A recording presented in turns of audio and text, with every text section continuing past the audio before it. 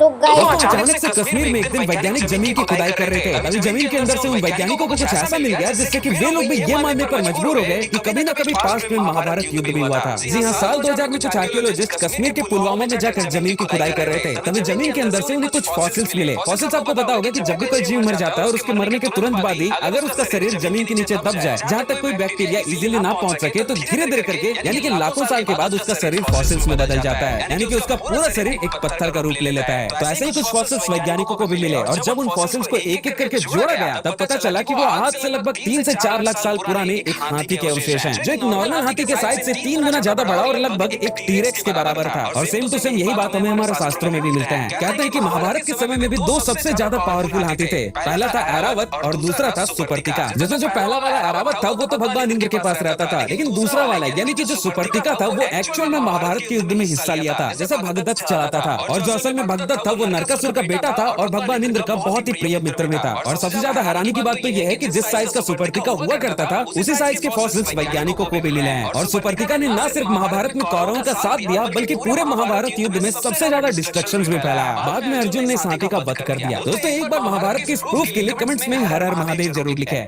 दोस्तों अचानक से